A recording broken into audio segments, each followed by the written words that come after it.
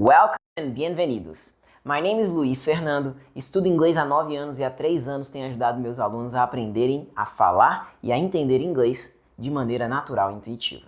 E hoje eu quero ajudar você com uma dica que você tem que prestar atenção, por favor, que é sobre a tradução. Algo que eu sempre peguei no pé dos meus alunos quando eu estava dando aula nas turmas presenciais foi a questão da tradução e de como a tradução pode atrapalhar. Eu não digo que a tradução não é importante, porque sem a tradução não teríamos livros, vindo do inglês, e assim também como séries, filmes e muitos outros artigos que nos ajudam a aprender. Porém, uma tradução feita de maneira correta por pessoas que já estudaram o idioma de várias maneiras e não traduzem ao pé da letra. Hoje eu vou falar da tradução no aprendizado para quem quer o inglês, para conversar com mais naturalidade, para poder ir para trabalho, por exemplo, que vai precisar ir para reuniões, e para quem quer o inglês para entender séries também. Então, se você está querendo aprender inglês para poder conversar, ter essa conversation, vou te explicar por que a tradução, em 3 motivos, está matando a sua fluência. E o primeiro motivo é porque tradução ao pé da letra pode te atrapalhar muito. Por exemplo, se você tem a frase piece of cake,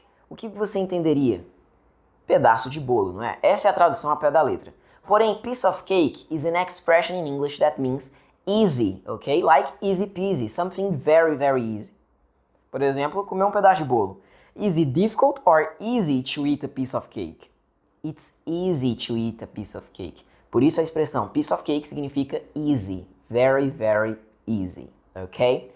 Se você traduzisse ao pé da letra, você poderia pagar a vexa, por assim dizer, pagar algum mico quando estivesse conversando com alguém, se você não tivesse a malemolência, o gingado para poder se colocar na conversa. Então a tradução ao pé da letra pode te atrapalhar nesse sentido, pode fazer você parecer meio bobo numa conversa, que não aconteceria se você tivesse aprendido por meio de séries, filmes, conversations na vida real, conversations baseadas na vida real que trazem o sentido daquele conjunto de palavras e não a tradução literal daquilo. O segundo motivo é que a tradução vai dar muito mais trabalho para o seu cérebro e um exemplo simples te mostra isso. Se você aprende por tradução e você aprende desde coisas básicas, como por exemplo, what's your name? Uma frase muito comum, Por exemplo, what's your name? My name is Luiz, para quem ainda não sabia. Mas se você para a frase what's your name e traduz ao pé e aprendeu ela por tradução, imagina só o trabalho que seu cérebro tem. Seu cérebro vai ouvir a frase what's your name? E aí vai, qual é o seu nome? Ok.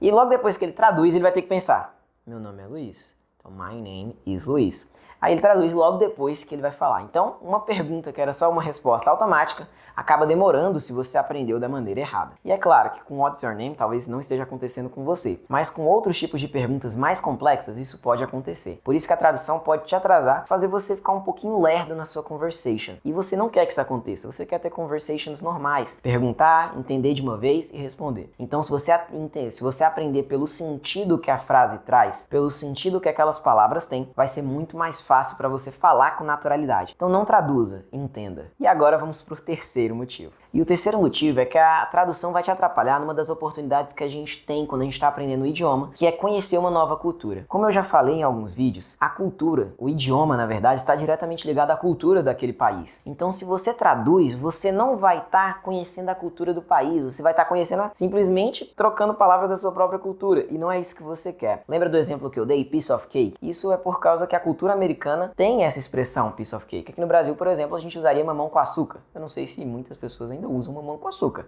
mas é uma expressão que a gente usa que tem esse mesmo significado. E toda vez que você aprende palavras, jeitos de falar, jeitos das pessoas falarem em inglês, você vai observar que é realmente uma carga cultural. E quer ver um teste rápido para você entender como realmente a cultura está muito relacionada com o nosso idioma? Pensa numa frase no futuro aí. Não, qualquer frase no futuro.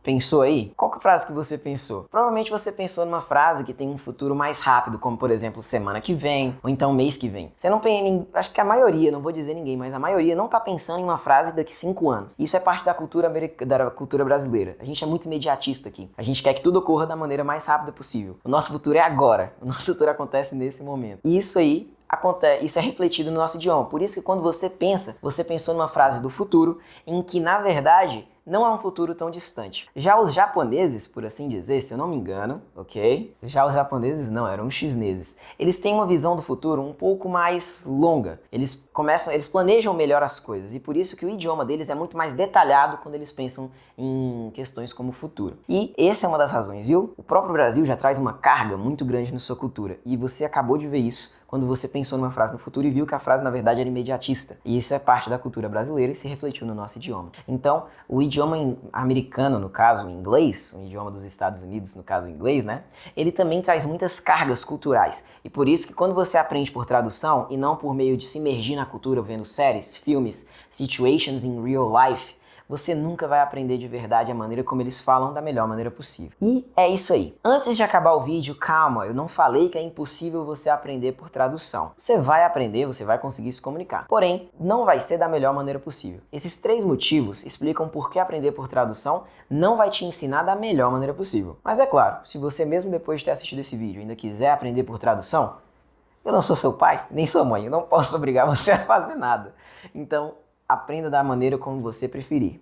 Mas só um conselho, não vai por tradução não. Se quiser ir agora, já foi, já era, tchau, faça o que você quiser. E é isso aí. Pra quem entendeu os princípios, os 3 pontos que eu queria trazer e gostou, se inscreve no canal, deixa o like que a gente vai estar postando cada vez mais conteúdos assim. E a gente já tá com bastantes vídeos. Com bastantes... tá certo. Com muitos vídeos no canal. Então, se você quer aprender um pouco mais, entender algumas dicas que eu passo, então corre lá, vê mais alguns vídeos e absorve um pouquinho mais de conhecimento em inglês. E vai lá no Instagram da Easy Peasy, que a gente também tá postando muitos conteúdos e algumas dicas rápidas que você pode pegar ali em questão de 30 segundos para não deixar de ter contato com o inglês durante toda a sua semana. É isso aí, valeu e até a próxima.